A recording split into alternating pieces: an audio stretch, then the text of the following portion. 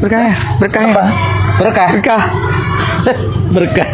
Oh, bah. Gak ada ya, gak ada keberkahan seperti itu, gak ada. Rasul itu gak pernah dimintai. Oh, gak ada berkah seperti itu, gak ada.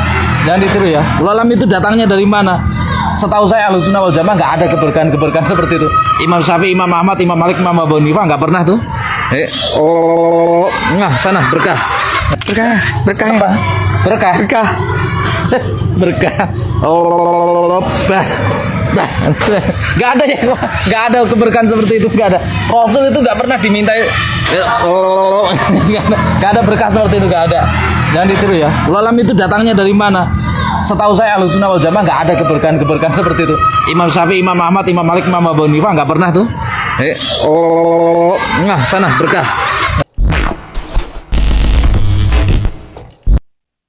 Assalamualaikum warahmatullahi wabarakatuh. Alhamdulillah wassalatu wassalamu ala rasulillah wa ala alihi wa sahbihi wa man walah amma ba'du. Sahabat yang dimuliakan Allah subhanahu wa ta'ala, pada kesempatan kali ini saya akan memberikan tanggapan apa yang menjadi statement dan juga pernyataan dari Ustadz Salafi Wahabi yang lagi viral tentang persoalan celup tangan ke dalam air, karena ini sangat menjadi pembahasan publik, dianggap sesuatu yang tidak ada di masa Rasulullah dan tidak dikerjakan oleh Rasulullah dan juga para sahabat. Berkah ya? Berkah ya? Apa? Berkah. Berkah. Berkah. Oh, bah. Gak ada ya, gak ada keberkahan seperti itu, gak ada. Rasul itu gak pernah dimintai. Gak ada berkah seperti itu, gak ada. Jangan ditiru ya. Ulama itu datangnya dari mana? Setahu saya Ahlussunnah wal Jamaah gak ada keberkahan seperti itu. Imam Syafi'i, Imam Ahmad, Imam Malik, Imam Abu Hanifah gak pernah tuh. Nah sana berkah. Tak perlu panjang lebar, pada kesempatan kali ini ada 2 poin. Poin yang pertama, apa yang disampaikan Ustadz Salafi Wahabi ini, bahwa Rasulullah tidak mengerjakan hal yang sedemikian dan kemudian juga para sahabat tidak melakukan hal yang sedemikian.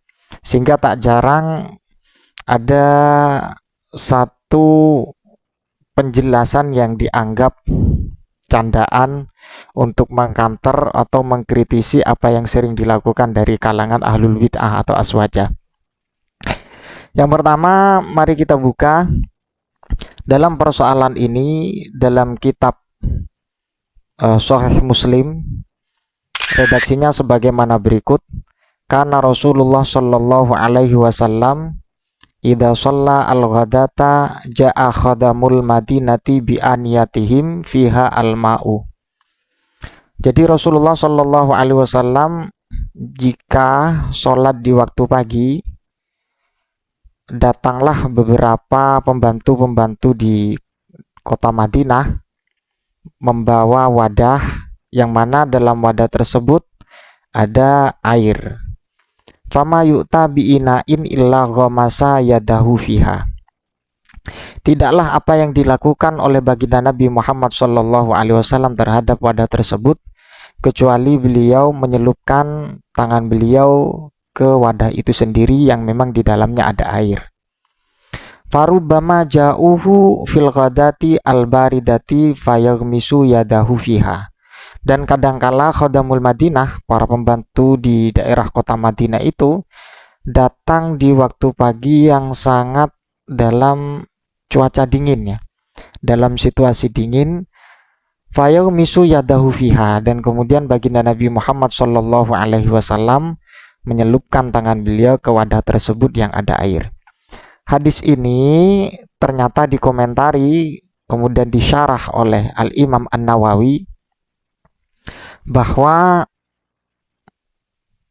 dalam hadis ini ada beberapa hal.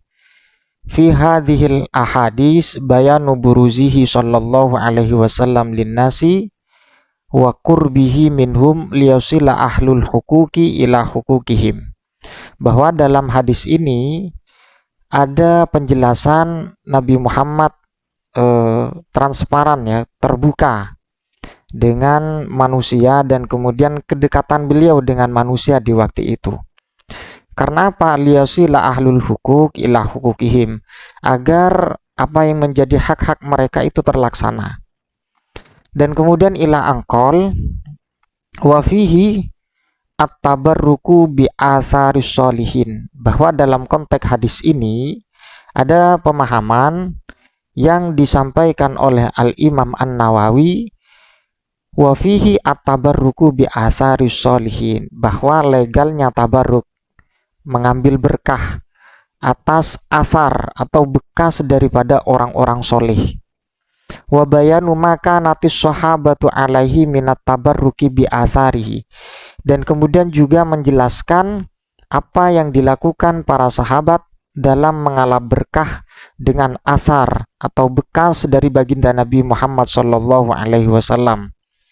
Wa tabarrukihim bi idkhali yadihi al-karimati fil aniyati, dan kemudian para sahabat juga tabarruk, ngalap berkah atas nyelupnya baginda Nabi terhadap wadah, otomatis dengan tangan beliau baginda Nabi Muhammad sallallahu alaihi wasallam. Dari hadis ini, yang pertama, tabarruk dalam persoalan idkhalul yad, memasukkan tangan terhadap air dalam ranah tabarruk atau asar atau bekas, itu tidak terkhusus kepada baginda Nabi Muhammad sallallahu alaihi wasallam. Akan tetapi dalam konteks orang soleh itu masuk dalam hadis ini. Dan kemudian yang kedua, bahwa para sahabat melakukan tabarruk kepada baginda Nabi, yang mana Nabi Muhammad SAW menyelupkan tangannya. Jadi seperti itu.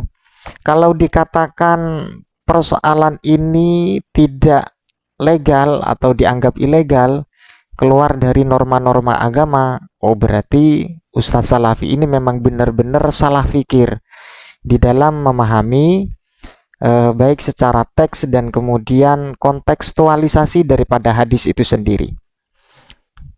Secara kesimpulan, hadis ini berangkatnya dari fi'lu atau pekerjaan baginda Nabi di saat waktu pagi, dengan fakta ada khadamul Madinah, pembantu dari kota Madinah, membawa wadah yang berisi air, kemudian baginda Nabi mencelupkan. Ini sharih, ini Nabi Muhammad melakukan hal yang seperti itu. Kemudian Al-Imam An-Nawawi memberikan syarat dengan hadis ini, tujuannya apa? Tiada lain dan tiada bukan bahwa mereka-mereka itu tabarruk kepada baginda Nabi Muhammad sallallahu alaihi wasallam. Al-Imam An-Nawawi juga menjelaskan bahwa hal ini tidak hanya untuk baginda Nabi, karena juga masuk dalam konsep tabarruk bi asaris sholihin. Jadi itu ada dalilnya, ada redaksinya. Tidak semata-mata orang yang melakukan hal yang seperti itu tidak ada dalilnya. Akan tetapi yang terakhir, persoalan ini kalau memang dibuat hal-hal yang berbentuk negatif, ini perlu dihindari. Kalau memang dalam ranah untuk tabarruk kepada guru, kepada orang-orang soleh, ya kita lihat orangnya soleh, ibadahnya bagaimana, no problem.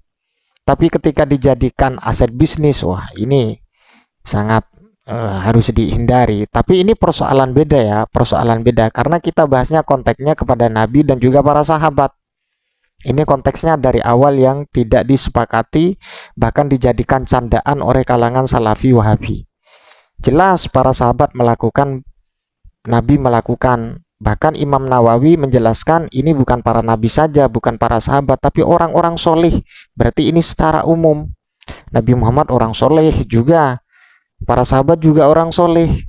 Ya siapapun nanti dalam sisi ibadah dan kemudian keilmuan perilakunya baik, ya masuk juga dalam persoalan soleh juga, kan seperti itu. Jadi memang benar-benar Salafi ini salah fikir, salah memahami, dan memang faham lahiriah, faham yang tidak secara mendalam bagaimana otentisitas hadis itu sendiri, dan kemudian cara mengkontekstualkan atau mentasawurkan apa yang menjadi maksud hadis itu sendiri. Mereka tidak memahami. kemudian geruduk mengatakan ini tidak dikerjakan Nabi, dianggap syirik, dianggap bid'ah, menyalahi aturan Nabi, tidak ada tuntunan. Ini merupakan hobi dari kalangan Salafi Wahabi. Tidak bisa dipungkiri karena memang mereka itu salah fikir. Sok paham hadis, mengatakan tidak ada dalilnya, ya berarti kan salah fikir, tidak mendalami sebetulnya apa yang tertera dalam kitab-kitab hadis, khususnya dalam Sahih Muslim. Jadi seperti itu.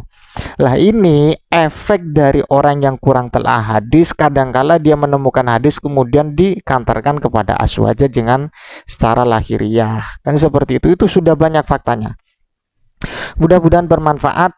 Atas segala kehilafan dan kekurangan, terima kasih. Wassalamualaikum warahmatullahi wabarakatuh.